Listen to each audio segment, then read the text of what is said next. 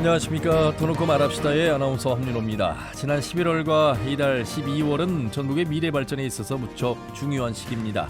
우선 지난달엔 고대했던 전북특별법 전부 개정안이 국회 행안위 전체회의를 통과했고요. 실질적인 권한과 보장을 갖고 이제 전북특별자치도가 출범할 것이란 기대감과 함께 새해를 준비하고 있습니다. 자, 이런 가운데 새만금 SOC와 지역 현안의 국가 예산 확보를 위한 증액 심사도 막바지 단계에 와 있는데 전북의 내년도 살림살이의 규모와 새만금 사업의 전망이 갈리게 될 시점인 만큼 국회에 눈과 귀가 집중되고 있습니다. 오늘 터놓고 말합시다. 월간 정치 토크 시간, 전북 특별자치도 현안과 새만금 SOC 등 전북의 내년도 국가 예산 복원 상황, 또 총선을 앞두고 진행되는 신당 움직임과 함께 주요 변수들 짚어보겠습니다. 오늘 방송은 사전 녹음으로 진행하고 있습니다. 방송 당일의 정치적 상황과 조금은 달라질 수 있다는 점 양해해서 들어주시길 바라겠습니다. 아울러 유튜브에서 터놓고 말합시다를 검색하시면 실시간 보기와 다시 보기도 가능합니다. 많은 의견도 올려주시길 바라겠습니다. 자, 토론에 들어가기 앞서서 도민들은 새만금 예산 문제 등에 대해 어떻게 생각하고 계신지 김세별 리포터의 도민 인서트로 함께 들어보시죠. 그동안 새만금 예산 복원을 위해 도민들이 국회를 2번이나 찾았잖아요. 근데 아직 그렇다 할 움직임도 없는 것 같고 민주당도 당 차원에서 예산을 살리려고 하는데 결국엔 적당선에서 타협을 할지는 않을지 걱정됩니다. 정부가 예산이 없다고 하니까 전라북도도 많이 깎였어요. 그래도 어떻게든 깎인 부분을 살려야 한다고 봅니다. 지금 하는 거 보면 지지부진한 모습이에요. 이렇게 시간만 끌다가 쪽지 예산으로 넘어가면 전북이 힘이 없어서 피해를 더 보지 않을까 싶어요. 전북 정치인들이 최대한 노력을 해서 도민들의 기대에 조금이라도 부응해줬으면 합니다. 내년 총선이 얼마 남지 않았기 때문에 이번 예산 결과를 주시해서 보려고 하는데요. 민주당은 당 차원에서 현역평가에 반영해주고 결과도 공개해 주셨으면 좋겠고요. 정치 신인들을 위해서 선거구도 정하고 서둘러야 될 사항들이 많은데요. 공정하고 믿을 수 있는 총선도 서둘러 진행됐으면 좋겠습니다. 현재 물가도 많이 오르고 민생 경제가 파탄 지경인데요. 여당과 야당은 내년 총선이 얼마 남지 않다 보니 주도권 싸움이 더 첨예한 것 같은데 이런 모습을 보다 보면 정치를 좀 기피하게 되고 과연 현재 정치에 희망이 있나? 실망감이 많이 큽니다. 싸우지 말고 일 좀 해줬으면 합니다. 네, 새만금 예산 문제와 총선 준비에 대한 도민들의 목소리를 들으셨습니다. 오늘 두 분과 함께 토론해 보도록 하겠습니다. 먼저 전북해양본부 기획처장이면서 전북일보 이경재 개건논설위 오셨습니다. 어서 오십시오. 네, 안녕하십니까. 네, 참여자치 전북 시민연대 지방자치연구소 김영기 소장님 어서 오십시오. 네, 안녕하십니까. 예, 그리고 잠시 후에 국회 예산안 조정소위원인 이원택 국회의원 전화 연결해서 전북의 예산 확보 내용 현재 상황 살펴보겠습니다.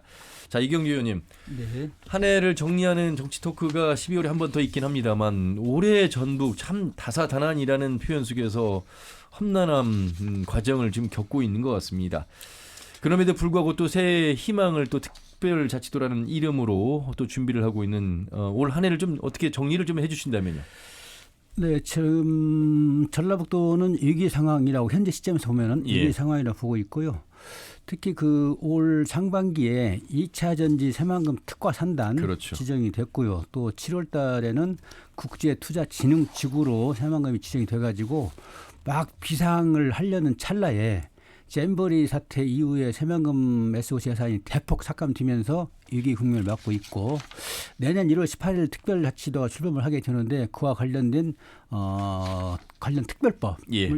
연말 국회에서 통과가 돼야 되고 물론 행안위는 통과가 됐지만 그 문제가 지금 남아 있고 이 두 가지가 하반기에 슬기롭게 극복이 돼서 예컨대 새만금 예산 복원이랄지 특별자치도 국회 통과 이 두 가지가 해결이 잘 된다고 한다면은 그래도 상당히 의미 있는 예. 1923년이 될 걸로 보이는데 예. 이제 그렇게 된다고 한다면 내년에는 상당히 그 순풍에 돛을 달고 전라북도가 전진해 나가는 그런 해가 될 것 같아요. 그런데 예. 다만 새만금 예산 복원이 현재 지금 장벽에 가려져 있고 여야가 어느 정도 복원은 한다는 데는 이제 의견을 같이 하지만 예. 특히 규모의 문제에서 하나 문제가 있고 또 하나는 새만금 공항 예산 문제 두 문제가 아직 해결이 지금 안 된 상태에서 지금 난제에 지금 걸려 있고 특히 여야가 특검이랄지 또는 탄핵이랄지 이런 문제가 결부되면서 지금 경색 국면에 들어가 있거든요. 예. 그래서 이것은 한치 앞도 내다볼 수 없는 지금 안개 속이라고 보고 있기 때문에 예.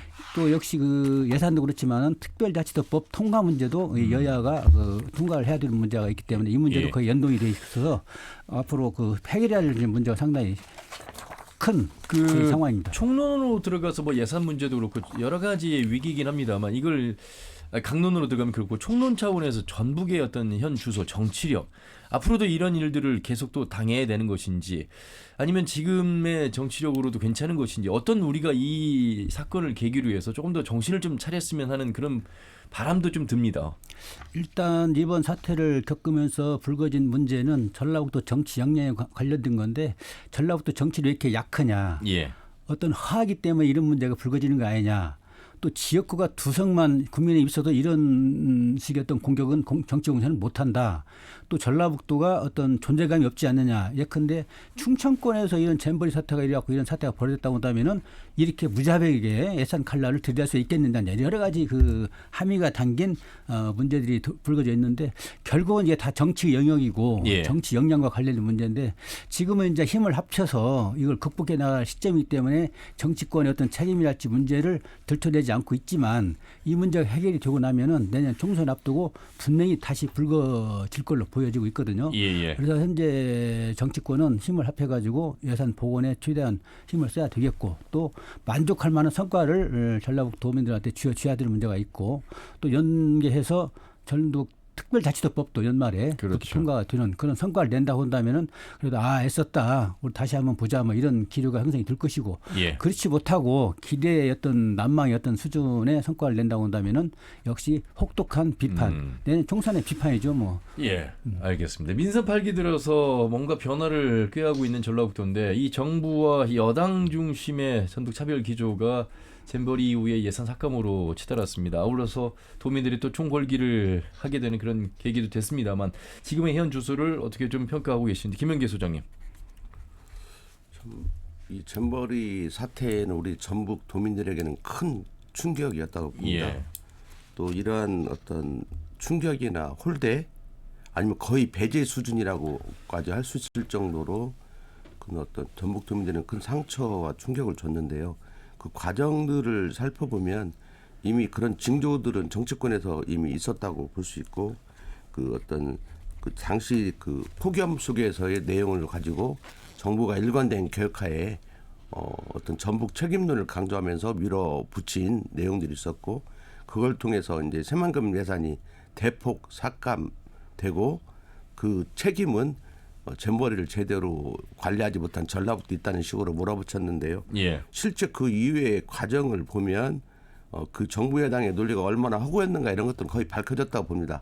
왜냐하면 정부 여당조차도 감사나 수사는 뭐 촉구했지만 실제 정치권에서의 어떤 토론이나 담론은 안 됐거든요. 왜냐하면 워낙 명분이 약했던 거고 실제 잼버리 대회를 유치했던 건 정부 여가부였고 조직이었기 때문에 실제 사목 중심으로 운영이 됐었고 전라북도는 어떤 측면 지원하는 측면이 있었다는 것들이 바로 그냥 뭐 조금만 살펴보면 알 수 있었던 내용이었기 때문에 그런 건데 전체적으로 보면 그 이후의 어떤 진행 과정을 보더라도 우리 전라북도가 일단 인구도 뭐 작고 예. 뭐 정치적 영향력은 말할 것 없이 미미하고 이러다 보니까 실제 민주당에서도 말로는 새만금 예산을 복원시켜주겠다고 말하고 있지만 다양한 형태의 지원을 하는 건 사실이죠. 예. 측면적으로 사실이지만 당론으로 채택하지는 또 않았거든요. 그런 과정들을 보면 과연 다른 지역에서 이런 문제가 벌어졌다면 이렇게 민주당이 말로만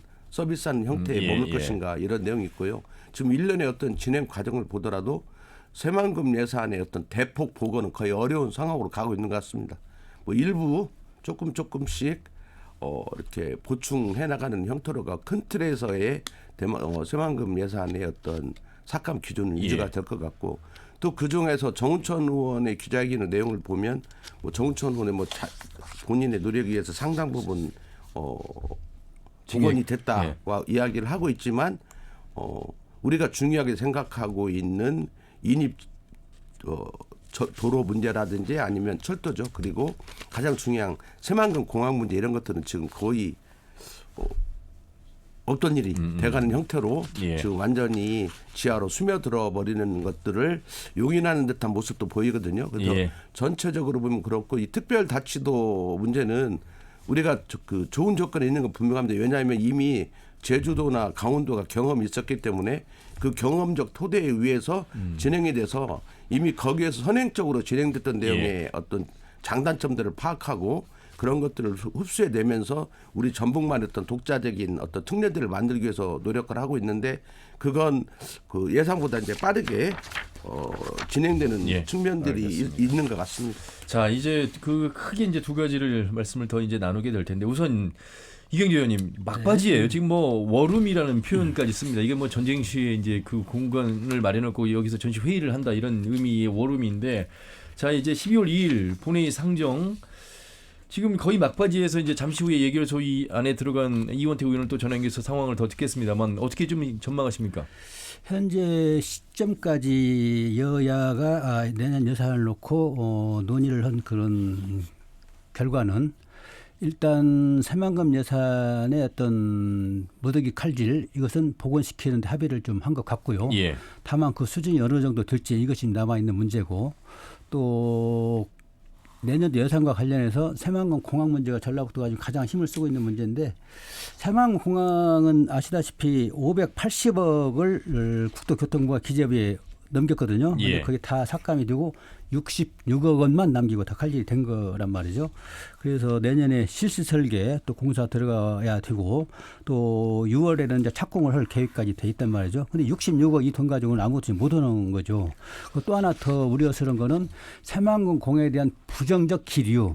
이렇게 공항이 적자를 하고 있는데 무슨 새만금 공항을 또 추진하느냐. 이제 기류가 형성이 되면서 이 요지부동이라고 지금 현재 보여지고 있거든요. 그래서 전라북도랄지 전라북도 정치권이 새만금 공항 예산을 살리고 계속 그 추진하는 그런 쪽에 가닥을 잡고 노력을 하고 있는데 아까 말씀드린 것처럼 이제 여당의 동의가 필요하고 그래서 정부가 수정 예산을 올릴 때는 여당의 동의가 필요하고 그런 상황인데 지금 현재 문제는 탄핵안을 지금 같이 연동이 돼 있거든요. 그래서 이 문제를 여당이 어떻게 받아들일지 그래서 지금 경색 국면인데 이 문제도 상당히 풀어가기가 어려운 국면이라고 봐야 되겠고 심지어는 이제 국민의힘 쪽에서는 국제공항 예산 문제는 그냥 놔두고 다른 쪽에 예산을 좀 증액시키는데 이해를 좀 해야 된다. 막 이런 얘기가 지금 나오고 있지 않습니까? 예. 그래서 가장 큰 가닥은 새만금 예산의 일정 수준 복원 플러스 새만금 국제공항의 계속 추진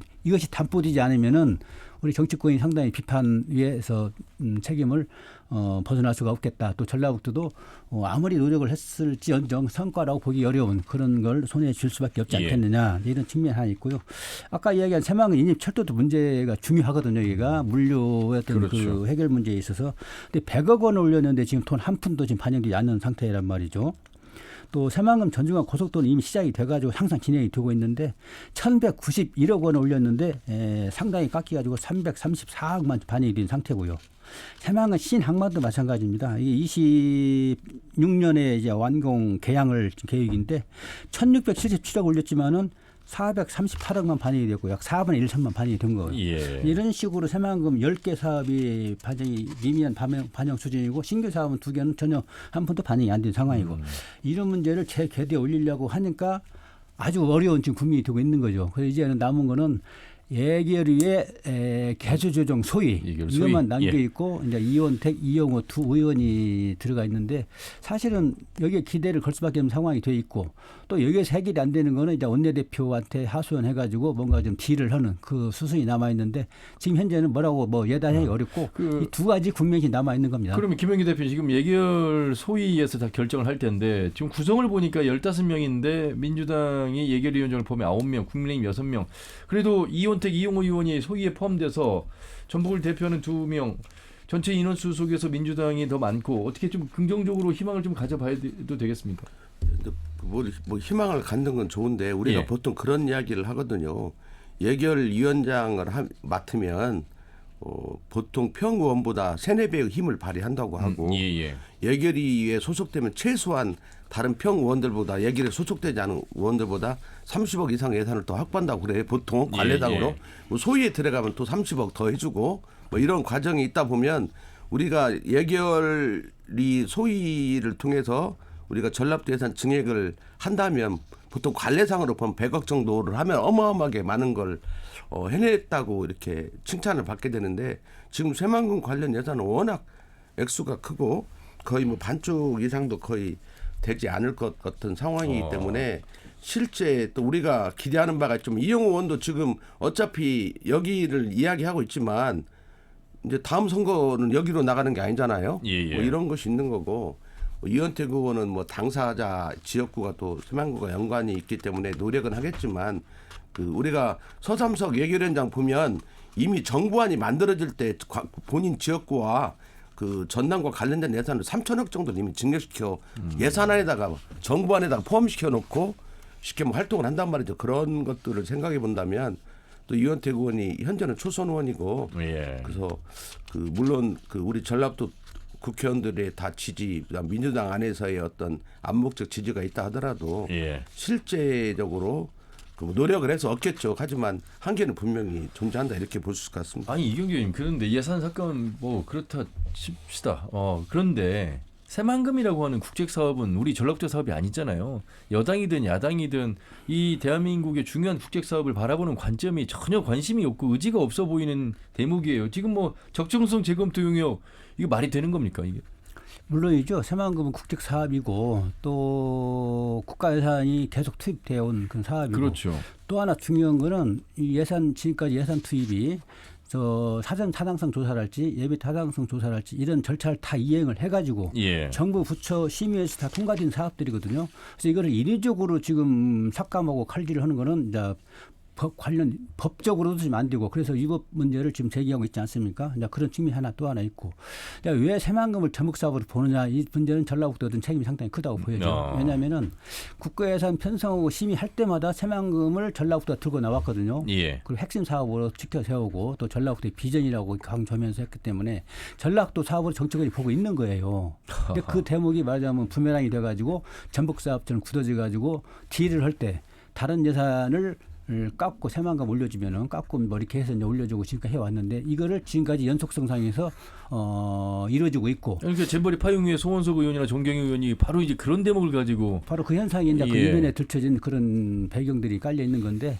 송원석 의원은 뭐 과거에도 한번 이야기했지만 아주 나쁜 아주 고약한 의원이에요. 왜냐하면은 송원석 의원은 기재부의 예산실장을 지냈고 차관을 지낸 사람이거든요. 그러니까요. 경상북도 김천에서 지역구를 갖고 있고 경상북도 국민의힘 도당 위원장이에요.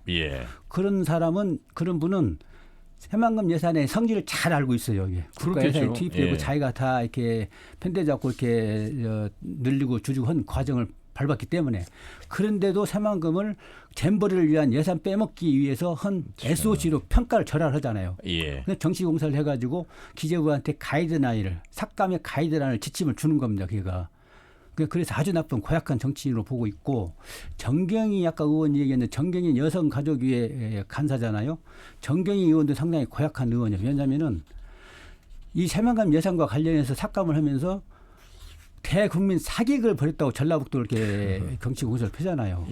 정경희 의원도 잘 여성 가족이 어떻게 해서 예산을 세워가지고 지금까지 추진해 왔고 어떤 절차를 밟으면 잘 아는 의원인데 여성 가족의 간사로서 이걸 초장이 친 겁니다. 송원석하고 둘이. 그러면서 새만금 예산이 이제 차질을 빚고 있고 기재부가 용산실의 주문에 따라서 기재부가 과장들한테 불러다 놓고 다 새로 삭감 작업을 했다는 거 아닙니까? 이런 거 보면 아주 나쁜 고약한 의원이 정경희 의원, 송원석 의원 잘 현황을 알면에도 불구하고 정치 공세를 통해서 전라북도를 폄훼하고 새만금을 폄훼한 그런 측면에서 고약한 정치인이라고 보고 있고. 여야는 그렇다 치더라도 정부 차원에서의 국책 사업을 지속 가능하게 끌어가야 될 책임이 있는 건데. 그 배경은 또 하나 배경이 내년 총선이 있지 않습니까? 다 아시는 것처럼 국가 예산 편성할 때 세수가 부족해가지고 엄청나게 그 타이트한 그런 구조 속에서 수요가 많단 말이죠. 뭐 대통령 공약 사업도 예산 수요도 많이 있을 것이고 또 국민의힘 정치 어떤 약점이 있는 그런 의원들 또는 수도권이랄지 현안들 또 공약들 수요가 많은데 예산이 없어요. 그래서 하나를 드러내야 되잖아요. 가덕도 신공항은 엑스포 문제도 있지만 대통령의 예비 타당성 면제 지시를 통해서 공약 사업이거든요. 그리고 부산 지역 의원들이 또 여야가 민주당 의원도 가덕도 신공항 지금 찬성하고 있는 파이니까 여야가 줄기차게 요구한 사업이에요. 그런데 이번에 가덕도 신공항이 작년에 530억 들어간 130억 들어가는데 지금은 5,300억이 들어갔단 말이죠. 그러니까요. 420배 전년 대비 420배가 투입된 예산이 그 예산이 어디서 갖고 우리에서 건 것으로 이렇게 새만금 예산 깎인 예산이 5,147억인데 이 예산이 다 그렇게 한 걸로 보면 돼요. 5,300억이 증액된 거로 보면 가덕도 중공항이 알겠습니다. 이런 총선 수요도 있고 또 세수 결함에 따른 재정 또 빠뜨담 이런 속에서 새만금이 희생양이 돼가지고 도민 상실감 상당히 크게 상처를 남긴 그런 결과를 우리가 지금 안고 있는 겁니다. 예. 뭐 지방 교부세 얘기도 해야 되긴 하겠습니다만 한번 근데 새만금 문제가 이게 참 약한 골이거든요. 왜냐하면 지금 보면 한덕수 총리가 빅피처 이야기하면서 원점에서 저금토자는 거잖아요. 예. 그러면 지금 그 정의당 모 의원은 또 아예 또 새만금 없던 일로 하자 이번 기회에 뭐 이런 이야기들을 하는 건데 이 새만금이 우리 전라도에게 보면 그 빅피처를 봐도 우리가 처음에 당시에 갯벌을 메워가지고 식량이 부족하니까 농토를 만든다고 했다가 우리 노무현 대통령 골프장을 지차고 했어요.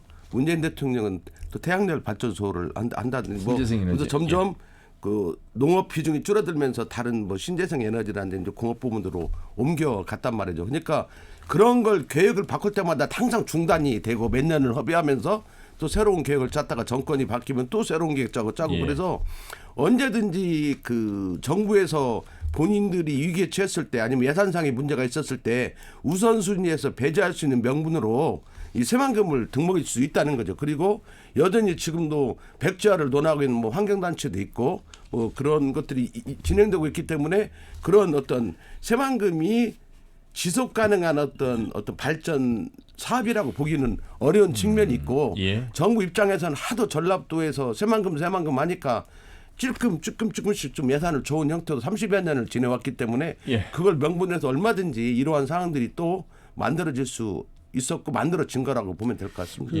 거기에 덧붙이면은 한덕수 국무총리가 기본계획 재검토 얘기를 꺼냈단 말이죠.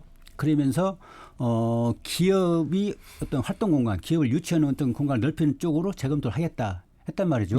근데 기업을 유치하려면은 SOC가 가장 먼저 들어가야 돼요. 공항, 철도, 뭐 항만 이런 것들이. 그렇지 않으면 기업이 오질 않거든요. 근데 지금 SOC 예산을 다 깎아낸 거 이건 이율 배반적이고 말이 안 되는 거예요.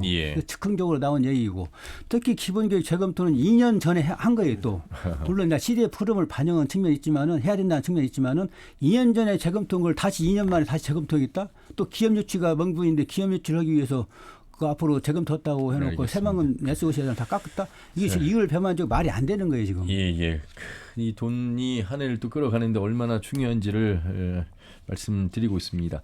자, 그래서 지금 이제 국회 이제 마지막 시점이 남아 있습니다. 예산안 조정 소위에 그래도 우리 저기에 이원택 국회의원이 들어가 있습니다. 전화 연결해서 말씀 듣겠습니다.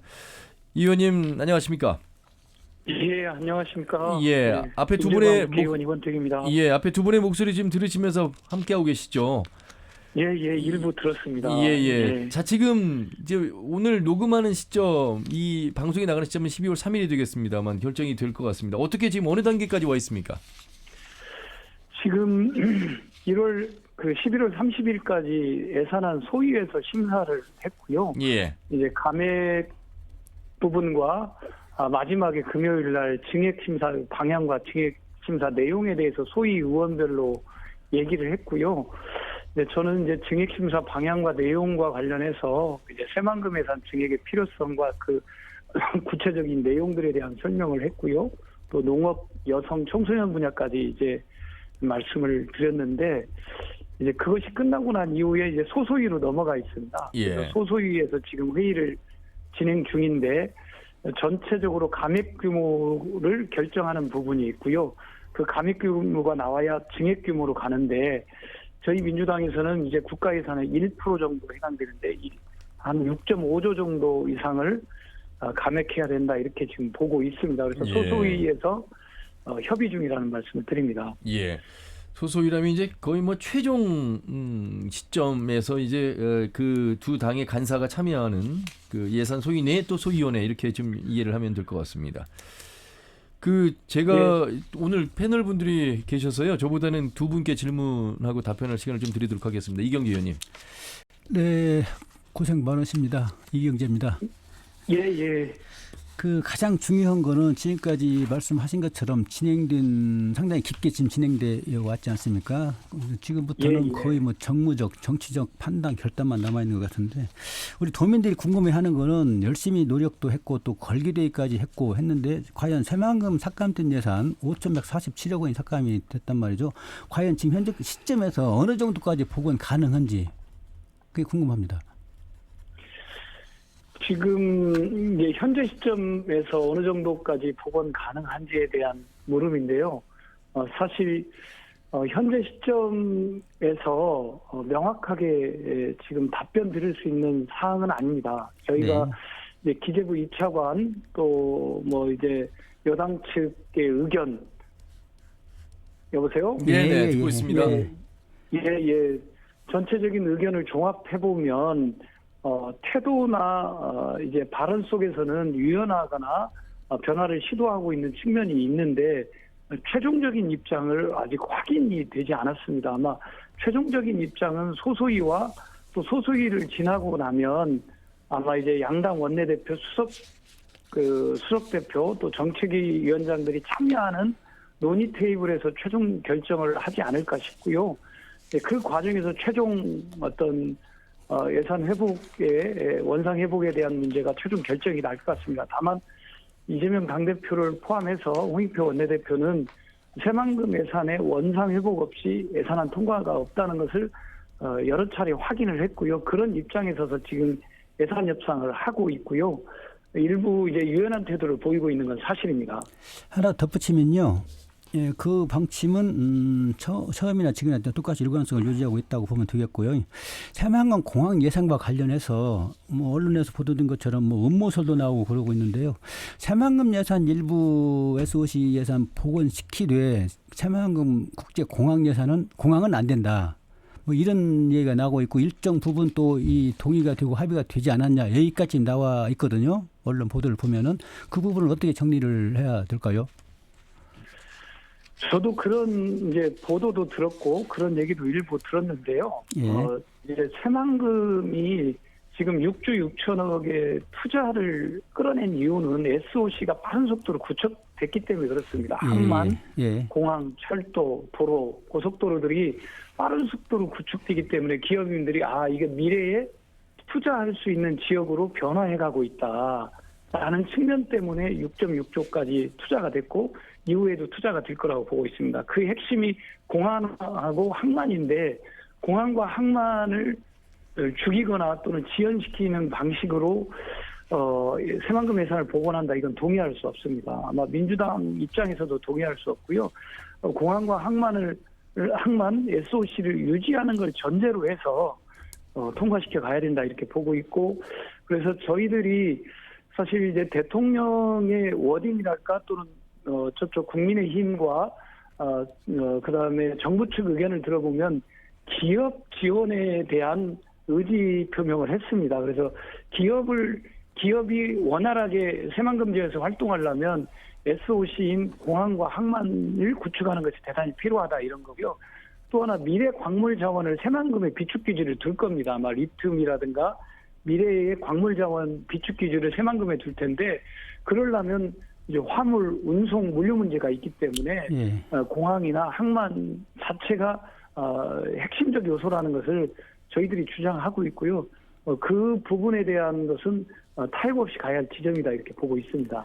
새만금 예산이 일부 복원이 되더라도 공항이 뭐 기웃등거린달지 또 예산이 복원이 안 된달지 뭐 이런 식이라고 한다면은 성과가 거의 없는 걸로 아마 도민들 판단은 그렇게 갈 것 같은데 이 부분에 대한 도민들의 어떤 정서든 반영해서 공항 예산을 좀 살릴 수 있으면 좋겠다는 말씀 드리겠습니다. 예. 저희도 제 생각도 마찬가지고 우리 민주당도 공항의 핵심적인 어떤 SOC이기 때문에 그 부분에 대해서는 타협의 여지가 없다고 말씀드립니다. 예. 자, 김영기 소장님. 예. 지금 총선을 앞두고 있잖아요. 그리고 국회에서 아무래도 좀 정치적인 문제들 가지고 그 탄핵 문제라든지 이동관 방송위원장 탄핵 문제 이런 것들 때문에 또 정치적인 문제가 엇갈려서 예산안이 이렇게 양 당이 대결하는 국면 속에서 파행으로 가고 또 한편으로는 총선 앞두고 국회의원들도 또 자기 지역구 챙기기라든지 이런 게 있어서 그 이미 한번 짜진 예산을 다시 이렇게 복원시키는 어렵 같은데 그런 분위기는 어떤가요? 일단은 여야 간에 이제 애결이 소위나 여야 간 대화는 지금 뭐 원활하게 진행되어 왔고 대화가 진척되고 있는 측면이 있습니다. 다만 이제 이동관이랄까 검사 2명에 대한 탄핵 문제 또 이제 패스트트랙에 올라갔던 김건희 대장동 쌍특검 문제들이 사실 이제 여야 간에 전체적으로 긴장감을 고조시키고 있어서 예산안 협상에 영향을 주고 있는 형국입니다. 예산안 협상과 관련해서는 민주당에서 제기하는 지역화폐를 포함한 정책적 사안들에 대한 새만금 예산도 민주당 정책 사안으로 들어가 있습니다. 그런 정책적 사안에 대한 협의와 논의 또 지역 예산에 대한 협의와 논의는 일정하게 진행될 걸로 보여지는데 사실 이 예산 외적인 요소 때문에 예산안 협상이 딜레이되고 지연되고 있는 측면이 걱정되고 우려되고 있습니다. 그래서 국회의원들 지역구 활동 때문에 문제되지는 않을 것 같고요. 이 정치적인 주요 쟁점 때문에 본회의 소집 여부가 지연되는 상황으로 가고 있고 그에 따라서 예산안 협상이 좀 더 이렇게 진척되고 또 결단을 하고 마무리 짓고 이런 과정에 아직 진입이 못하고 있습니다. 예, 또 우리 이현택 의원은 지금 예결위 소위뿐만 아니라 또 정기특위 활동을 하고 계시잖아요. 예. 그래서 지금 내년도 총선을 앞두고 우리 또 10석 사수냐 9석으로 주지 않느냐부터 시작해서 또 선거구 개편이 어떻게 이러냐. 물론 이현택 지금 본인 지역구도 또 그 대상이고 그래서 그건 어떻게 전망하고 계시나요? 예, 전라북도 10석을 유지하는 게 저희들 목표입니다. 제 목표이기도 하고요. 사실 이제 인구 감소가 대한민국이 이제 진행되고 있고 수도권은 증가하고 지방은 감소하기 때문에 매년 4년 단위로 지방 국회의원 숫자를 줄여가야 됩니다. 이미 줄여오기 시작했고 계속 줄여가야 되는 시점이기 때문에 과연 지방분권과 국토균형발전 차원에서 이게 맞는 건지에 대한 문제 제기를 하고 있고요. 다행히 우리 당의 주요 당대표를 포함한 원내대표님 공감을 해주시고 계십니다. 이제 더 이상 지방 소멸을 앞두고 있는 시점에서 지방 의원을 줄이는 방식에 대해서는 공감하지 않고 동의를 해주지 않고 있고요. 오히려 지역균형발전 차원에서 지역 의원 의석수는 유지되어야 된다는 데 공감을 해주고 계십니다. 예. 그러면 이제 수도권 차원에서의 조정 과정이 필요합니다. 사실 이 논의가 그래서 전라북도 의석수 10석이 아니라 전국 단위 전체 지방 의원 의석수를 지키는 문제, 또 전라북도 의석수 10석을 지키는 문제가 연동돼 있고요. 지금 그 부분에 대해서 공감대를 형성해가면서 여야 간의 협상 국면에 들어가야 하는데 지금 예산국회 또 이동관 탄핵, 쌍특검 이런 문제 때문에 협상의 과정이 좀 지난해 보이지만 결국은 지방 의원 수를 더 이상 줄이는 것을 막고 수도권에서 자체 조정하는 방향으로 여론과 국민적 공감대를 형성해 가는 게 중요하다고 보고 있습니다. 예. 하나 더 그거에 첨언해서 질문하고 싶은데요. 현재와 같은 지금 그 비례대표제는 저는 무용지물이라고 보거든요. 제가 비례대표가 생긴 이후에 쭉 비례대표 의원들을 살펴보니까 지역 사람 하나도 없어요. 다 전국구 서울 사람 그리고 당 지도부가 가까워 여야를 할 것 없이 그거 진보 보수 정당 다 합쳐서도 그런 것 같고 그래서 그리고 최근에 국회 활동을 보면 비례대표 초선 의원들의 막말부터 성추행 갖은 그 어떤 질 떨어지는 어떤 활동들이 검증되지 않을 때 나오고 있고 또 이성정당 문제도 있고 그러거든요. 그래서 저는 극단적으로 우리 전라북도를 포함해서 지역의 국회의원 수를 줄인다면 그런 내용도 없는 비례대표 줄여도 된다고 생각하는 사람입니다. 그래서 그런 거에 대해서는 어떻게 생각하는지 궁금하네요. 저희가 이제 현실적으로 지역구 국회의원은 235명 정도를 유지하는 게 여야 간에 아직 합의된 건 아니지만 현실적 지점인 것 같고요. 비례대표 이제 47명에 대해서 거꾸로 47명을 줄이지는 않을 것 같습니다. 47명을 유지하는 선이고요.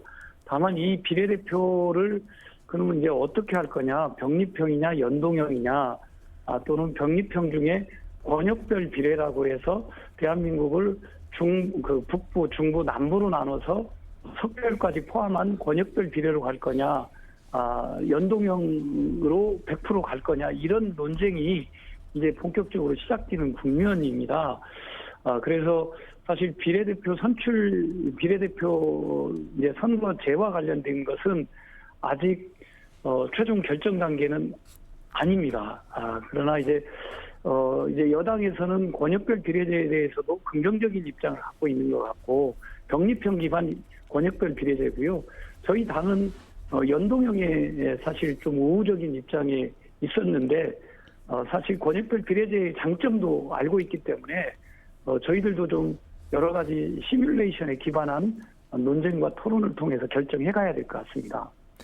예, 자, 예결위 소위원으로서 예산 문제를 좀 짚어보다가 또 아무래도 정개특위위원까지 맡고 계시다 보니까 내년 총선 이야기까지 해봤습니다. 아무쪼록 이제 얼마 남지 않았습니다. 방송이 나가는 시점에서는 결정이 될 것 같은데 끝으로 최선을 다하겠다는 각오의 마무리 말씀 부탁드리겠습니다. 예, 저도 이제 개수정 소위원으로서 이제 우리 서삼석 예결위원장, 또 강훈식 간사, 또 민주당 지도부, 또 여야를 넘나들어서 정말 새만금 SOC, 또 새만금 SOC 예산뿐만 아니라 전라북도의 14개 시군의 국가 예산 확보를 위해서 최선을 다하겠습니다. 이번 예산을 통해서 전북 발전의 모멘텀을 만들겠다고 하는 끝장 보는 자세로 임하겠다는 말씀을 드립니다. 예, 말씀 여기까지 듣겠습니다. 고맙습니다. 네, 감사합니다. 네, 국회 예산안 조정소위원인 더불어민주당 이원택 국회의원과 말씀 나눠봤습니다. 예산 얘기 하나 더 하고 총선 얘기 좀 해보겠습니다. 지방교부세까지 삭감되면 말이죠, 이경재 의원님. 네. 지금 새만금 예산 얘기만 할 게 아니고 우리 지금 민생 경제가 어려운 속에서 우리 지방 행정 채우기가 어려워서 지금 지방채 발행하겠다. 지금 전주시가 1,500억 원 발행 계획하고 있고 전라북도도 310억 원 지방채 발행에 충당하기로 했다. 이게 올해 내년은 이렇게 충당을 한다고 하지만 이 여파가 사실 우리 도민들한테 다가오는 거 아니겠습니까? 지방교부세가 재정에 각 자치단체별 들쭉날쭉한 것을 보정하기 위해서 중앙정부가 지원해 주는 그런 돈인데요. 그렇죠. 일단 거의 일반 예산처럼 재정 교부세가 일반 예산처럼 상당히 중요한 포션을 차지하고 있고 요긴하게 쓰이고 있는 건 사실이고요. 예. 특히 이제 진보당의 강성 의원이 교부세 문제를 제기를 했어요. 그렇죠. 이제 민주당은 알고 있으면도 문제 제기를 안 했던 여전히 모르겠지만, 그래서 전라북도 같은 경우는 1조 2천억 원이 전년 대비 감소가 돼가지고 문제다. 그래서 이제 발등에 불이 떨어진 것처럼 자치단체에 또 비상이 걸리고 또 시군도 마찬가지입니다. 그래서 강성 의원이 어떤 상당히 역작으로 저는 보고 있는데요. 그럼 이걸 어떻게 또 살려야 되느냐, 이 문제는 또 정치권의 문제고요.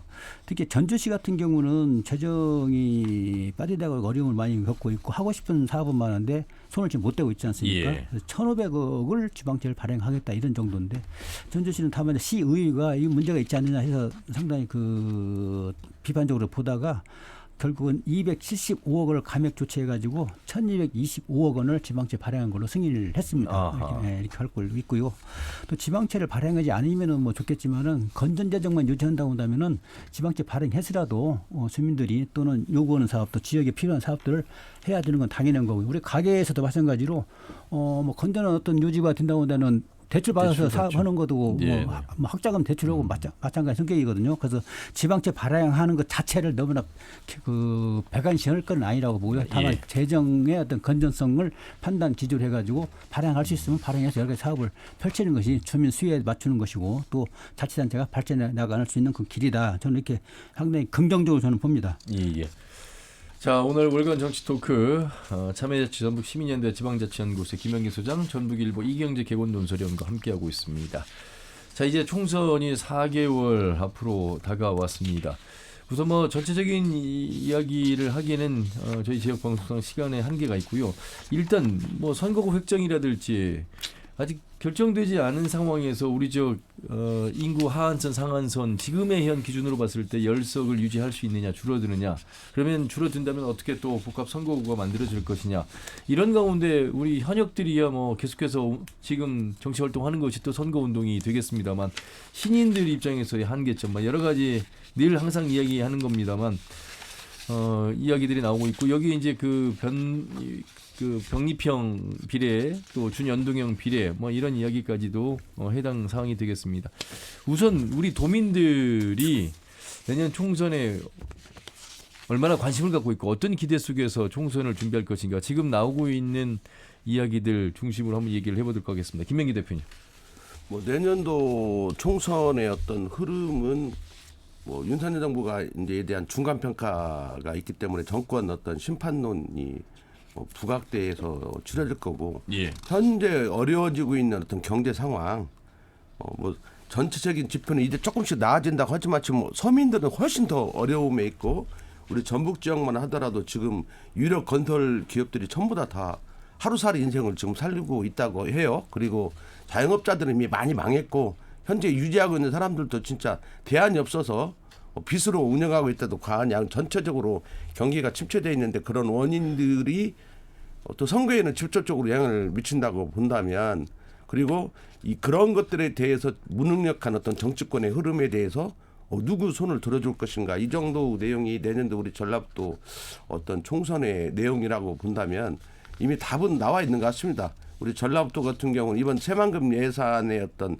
대폭 삭감 폭거라든지 홀대받고 있는 어떤 전북의 모습 그리고 계속 낙후되고 있고 인구도 계속 줄어들고 있는 상황 속에서 또 정치력도 줄어들고 이런 것들에 대한 어떤 도민의 판단은 있을 것이다. 예. 그럼에도 불구하고 그 실제적으로 오랫동안 그 기반을 가지고 있고 또 막강한 당원을 보유하고 있는 어떤 정당의 어떤 독주나 이런 것들은 충분히 예견될 수 있는 상황이고 특히 지난 대선을 앞두고 지역의 정치권의 유력 인사들이 대거 다 특정 정당에 입당을 해버렸거든요. 그렇죠. 그래서 그 당내 경선이 거의 당선을 좌우하는 물론 뭐 한두 개 지역구는 변수도 있을 수 있지만 그런 어떤 흐름대로 가고 있는 것 같습니다. 그래서 현재로 보면 정치 신이 별로 없어요. 예, 그래서 그렇죠. 정치 새로운 어떤 인물의 어떤 선거 참여가 거의 없고 그 민주당이 아닌 사람들 내지는 민주당에 오는 사람들도 보면 이미 과거에 한두 번 컷오프 됐다든지 출마했다가 좀 보랬던 사람이든 출마했는데 유의미한 성적을 거두지 못했던 분들이 대다수이라는 게 어떤 특징인 것 같습니다. 그래서 아직도 시간이 있어서 더 많은 사람들이 이렇게 해야 하는데 그러려면 우리 전라북도 도민들 어떤 정서도 바뀌어야 하는데 좀 다양한 선택지를 두고 예. 해봐야 한다. 아까 이경재 의원님도 말씀하셨지만 우리가 이렇게 새만금 예산 삭감 폭거를 당하는 것도 쉽게 말하면 특정 정당에 어떤 독출이 있다 보니까 그렇게 하더라도 어차피 전북도민은 선거 때마다 특정 정당을 찍을 것이고 그 특정 정당 내에서도 우리가 뭔 짓을 해도 또 찍을 것이고 그러니까 전국적으로는 아무 의미가 없는 건 정치적으로는 이러다 보니까 쉽게 말하면 다양한 선택을 하고 있는 충남이라든지 요즘엔 그런 충청도 같은 다양한 선택들을 많이 하고 있고 또 치열하게 붙고 있는 수도권에 이렇게 비하면 워낙 또 선거 시기에는 더더욱이 정치적 비중이 없기 때문에 뭐 다 2% 밑으로 지금 내려가고 있는 상황이잖아요. 인구부터 시작 경제 규모 뭐 영향력 모든 것들이 지금 점점 줄어들고 있기 때문에 예. 우리가 느끼고 있는 어떤 체감된 어떤 분노라든지 아니면 제목 찾기라든지 균형 발전 이런 것들은 공연불이 되는 게 아닌가 이런 생각을 해봅니다. 항상. 예. 이경규 의원님, 어차피 이제 민주당에 대한 지지가 강한 곳이어서 내년 4월 좀 예측을 해보면 지금 현역들 다시 도전할 것이고 4년 전에 도전했던 또 후보들이 있고 또 뭐 올드보이 귀환이라고 하는 그 중진들의 귀한 목소리도 있고 결국에 민주당의 싸움. 그 왜 그러냐면 이 김영기 대표님 말씀하신 것처럼 우리 도민들이 선택할 수 있는 다양한 후보군 또 정당군이 있어야 되는데 물론 전주울 같은 경우에 이제 재선거로 인해서 강성이라는 진보당의 의원이 또 탄생도 했습니다만 이게 과연 내년 총선에 민주당이 나왔을 때 과연 유지할 수 있느냐 여러 가지의 이제 관점에서 바라봐야 되겠는데 민주당의 어떤 경선에 초점을 맞출 수밖에 또 없겠습니까? 그렇죠. 민주당 정서가 우호적인 그런 부분이 큰 지역이라서 민주당에 관심을 쏟을 수밖에 없는데요. 저는 여러 차례 이야기했지만은 우리 전라북도가 발전하기 위해서는 정치적 어떤 경쟁 구도 틀이 반드시 필요하다 저는 그렇게 강조를 해왔고 지금 같은 어떤 선에서는 앞으로도 유연할 것이다. 그래서 뭔가 도민들이랄지 지역 발전을 위해서는 경쟁 구도를 만들어줘야 예. 정치인들이 도민을 위해서 또 지역을 위해서 또 지역의 어떤 위기에 부닥칠 때랄지 현안을 관철해야 될 때 열심히 일하고 성과를 내는 거거든요. 그냥 그런 틀에서 총선도 봤으면 좋겠고요. 또 하나는 그 신구 조화랄지 또는 중진과 어떤 조선 뭐 이런 신진 정치인들 조화, 이것도 가장 중요한 어떤 툴이 될 수가 있거든요. 판단하는데. 그래서 그런 조화로운 어떤 그 틀이 좀 구성됐으면 좋겠고, 또 하나 민주당 우호적이라 좀 쓴소리를 한다고 한다면은 169석이라고 하는 어떤 다수당, 또 야권의 어떤 제일 야당을 가지고 있는 이런 속에서도 도민들이랄지 국민들이 볼 때는 뭐 하느냐. 국민의힘이 저렇게 또 정부에 무능하고 저렇게 뭐 성과도 없이 저러고 있는데 민주당은 과연 뭐다 하느냐. 이에 대한 질문에 대한 답변을 민주당이 줘야 되거든요. 근데 지금도 속시한 답을 받지 못하고 있다고 보는 것이 국민이고 전라도 도민이라고 보고 있거든요. 예. 그래서 그런 측면에 대한 답을 민주당이 줘야 되고 총선 앞서서 여러 가지 개혁, 세신 조치를 통해서 답을 해야 되지 않겠느냐. 이런 측면들이 예. 중요한 포인트인데 이런 여러 가지를 종합해서 아마 우리 유권자분들도 판단하지 않을까 이렇게 생각을 합니다. 예. 민주당 같은 경우는 이제 선출직 공직자평가위원회가 있어서 지금 평가를 하고 있는 것으로 알고 있고 한 12월 말쯤 윤곽이 나오겠습니다. 그 이후에 이제 정치인들은 가산점이라는 게 있습니다만 그 가산점도 본인이 얻은 득표의 20%이기에 과연 현실화된 가산점이냐 이런 의견도 있습니다. 그런 가운데 말이죠. 우리 지역에 지금 10명의 국회의원인데 이용호 의원은 뭐 서울 출마를 했기 때문에 또 국민의힘이고 거기에 이제 진보당의 강성 의원을 빼면 이제 8명의 민주당의 의원들을 살펴보면 지금 총선을 앞두고 총선 기획단이 꾸려졌는데 13명 가운데 김성주, 한병도 의원이 참여하고 있고요. 또 중앙당 이신청 처리위원장이 안호영, 원내 부대표의 신영대, 윤준병, 예산소위 이원택, 그리고 지금 김윤덕 의원은 조직사무부총장이어서 공직선거 후보자 검증의 부위원장. 지금 뭐 하나씩을 다 맡은 상황에서 이분들의 지금 이 직함이 어떤 비중인지 어떤 영향을 미치는 것인지도 궁금합니다. 실제적으로 보면 그 하나하나 따져 보면은요. 큰 의미는 없다고 봅니다. 아, 그렇습니까? 왜냐하면 뭐 김성주 의원 정책위 부의장이잖아요. 수석 부의장이잖아요. 예. 당연적으로 기획단에 참여하는 거고. 근데 이제 특이하게 볼 수 있는 건 김윤덕 의원이 조직 부총장으로 갔다는 거. 그럼 부총장 공천심사위원회를 실무 보좌하는 역할을 하는 거거든요. 조직사무부총장. 예. 그러니까 그런 거고 여타의 내용들은 그냥 절차상의 과정 속에서 한 자리씩 차지하고 있는 내용이기 때문에 큰 의미를 두기는 어렵다 이렇게 볼 수 있을 것 같습니다. 도리어 그래서 저는 이제 거꾸로 지역구로 들어가 보면 뭐 우리가 올드보이라고도 이야기하기도 하고 좀 거물 정치인 이야기를 하고 있고 신인이 있는데 지금으로 지금 그 정이라고 해야 돼요? 병이죠. 우리 정동영 의원이라든지 또 황현선 예비후보, 김성주 의원이 다툼을 하고 있는데 아직은 뭐 예비후보는 아니고 후보 지금 뭐 활동을 하고 있으니까요. 이제 곧 등록하죠. 12월 달에 등록을 하게 되는데 여기를 보면 이런 어떤 포지션에 대해서 우리 지역 주민들이 어떤 생각을 할 것인가, 어떤 흐름으로 반영이 될 것인가. 그러니까 우리가 이제 전남에 이제 박지원 의원 같은 경우도 이렇게 우리가 이야기를 하고 있지만 그런 흐름이 우리 전북에서 어떻게 나타날까 이런 게 또 하나 있을 것 같고 또 중요한 게 진보당으로 지금 강성 의원이 현역으로 있는 을지역구 같은 경우 진보당 의원이 있는 거고 그다음에 그 기존의 민주당 후보들이 난립돼 있잖아요. 근데 또 거기에 어떤 위원장 선임은 안 돼 있는 갖고 사구지구당으로 있어서 지역 후보들 경선을 할 것인지 아니면 전략 공천을 할 것인지 뭐 이런 문제들도 있고 또 국민의힘당이 또 우리 정우천 의원이 출마를 준비하고 있잖아요. 그래서 여기도 어떤 그런 삼각 구도 속에서의 어떤 선거가 있을 것 같고 정읍 같은 경우도 올드보이까지는 아니더라도 어떤 유석엽 의원이 다시 등장해서 윤준명 한판 승부를 벼르고 있는 것 같고 익산도 지금 또 전 의원이 나왔잖아요. 국회에 있다가 이춘석 변호사가 나와서 또 출마를 준비하고 있고 또 거기에도 젊은 신인들이 있습니다. 그런 게 있고 그다음에 그 군산 같은 신영대 의원과 있고 또 사건 많이 쳤던 우리 김기영 의원이 또 도전창을 많이 쳐서 그런 전국구 인물은 서울로 나와야지 여기로 오는가 모르겠어요.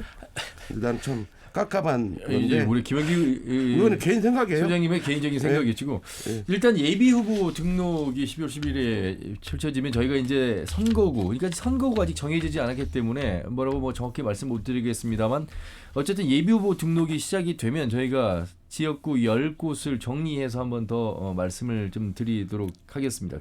그나저나 정말 항상 선거 때마다 하는 얘기, 정치 시인들은 정말 이 한계점을 가지고 어려운 상황 속에서 예비 후보로 등록하고 뛰어야 되는데 그것마저도 이제 선거구가 변화가 생기면 뛰었던 것이 이제 물거품이 또 되는 그런 상황 속에서 그럼에도 불구하고 안 뛸 수는 없는 이런 형국에 대한 단점.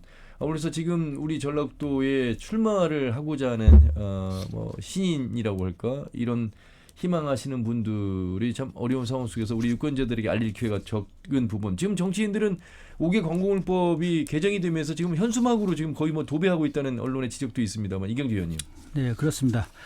정치 시인들이 불리한 구조, 마땅 기울어진 운동장, 불리한 구조 속에서 정치를 해야 되는 상황이고 그나마 12월 12일부터는 예비 후보 등록이 실시돼가지고 선거 사무실이랄지 선거 운동원이랄지 또 명함, 피켓 뭐 이런 걸 할 수가 있긴 한데 정말로 기울어진 운동장이죠. 그래서 현역들 또 정당 이 두 가지 대목은 비판을 받아야 마찬가지고 특히 선거구 획정과 관련해서는 투표일 선거일 1년 전에 이 매듭을 지어야 되거든요. 근데 국회라고 하는 그 현역들이 입법을 해야 되는데 그 법을 지키지 않고 있는 그런 상황.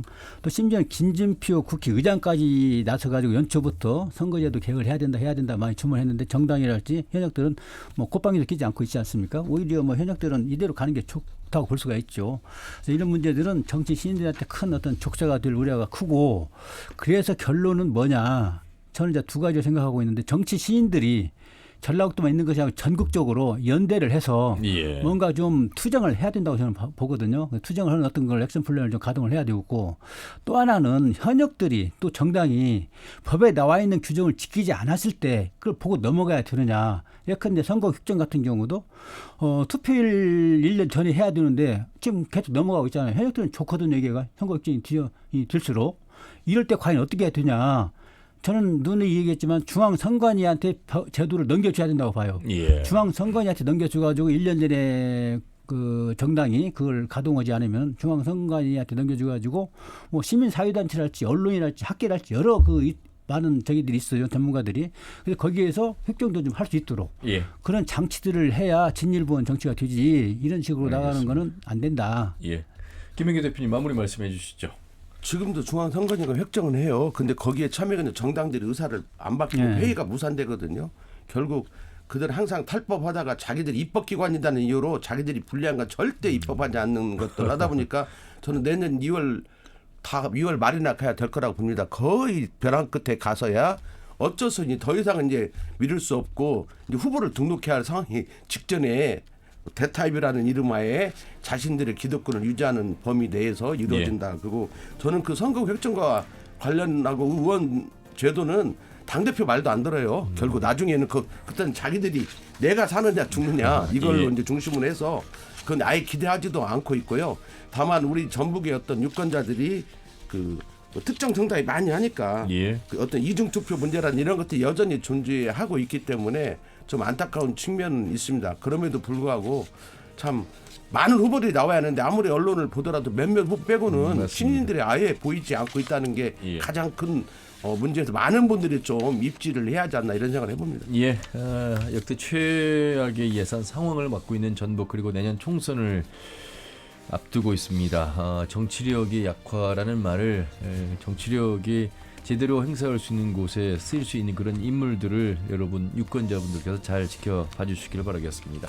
오늘 말씀은 여기까지 듣도록 하겠습니다. 두 분 말씀 잘 들었습니다. 고맙습니다. 네, 감사합니다. 전북일보 이경재 개건논술위원 그리고 자매자치 전북심리연대 지방자치연구소 김명기 소장과 함께했습니다. 더 늦고 말합시다는 다음 주 일요일 오후 5시 5분에 인사드리죠. 함윤호였습니다. 고맙습니다.